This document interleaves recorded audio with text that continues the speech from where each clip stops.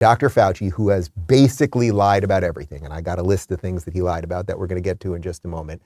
He went on it was Chris Matthews' show. Sorry, not Chris Matthews. Chris Matthews, disgraced MSNBC guy. This is Chris Wallace, disgraced Fox News guy. Anyway, he's got a new CNN show, I guess. And Fauci went on there, and he sort of doubled down on that "I am the science" comment. You guys remember that very Palpatine "I am the Senate, I am the science" comment. So Chris Wallace asked him about it. He kind of backed out, and then he went right back in. Take a look. You have also taken some hits about some comments you made last year. Here. If they get up and criticize science, nobody's going to know what they're talking about.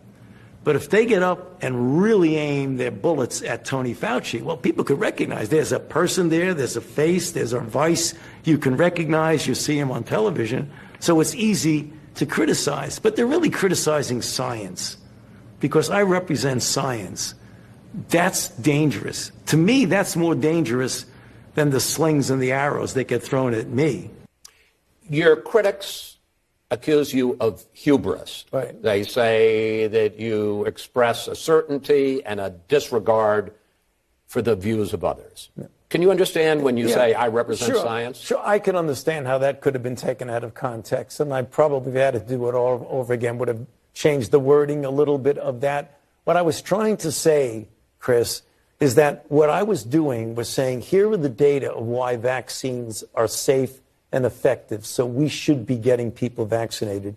So when you're criticizing me, you're actually criticizing the scientific facts. It's absolutely staggering. This guy is such a piece of work. He should be studied. I'd like to commission a scientific study to study Anthony Fauci, how he can take every position on everything and still think he's the good guy. It's actually quite remarkable. First off, when he says that you're criticizing science, which he backed into again, a lot of people weren't criticizing him. They were criticizing the science. A lot of people were going, wait a minute. You're telling me if I wear, a dollar mask that was made in China that, isn't airtight and everything else, and germs are going out this way and down this way, and on a plane, I can take it off to eat for a minute, but then I have to put it back up. Where is the science in that, right? That's what people were asking. And when people asked that question, he took that as a criticism of him. If you remember the first year of COVID, and I know what they purposely make us all crazy so we can't remember anything. If you remember the first year of COVID, nobody was criticizing him. Nobody was. People were welcoming lockdowns. We were open to all of these ideas. An awful lot of, I can't say everybody, but the vast majority of people. Also, right at the end there, he's still talking about the efficacy of the vaccines. The vaccines do not work.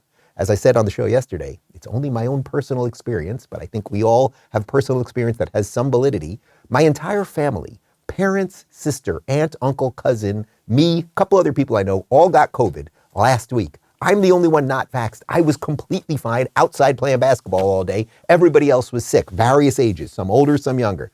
You don't even need to know the anecdotal stuff to understand that. We all know now that it was sold, the vaccine was sold to us. You will not get nor transmit COVID, lie. Booster shot, you'll get lesser COVID, lie. Masks work, lie. Quarantines work, lie. It's just lie after lie after lie.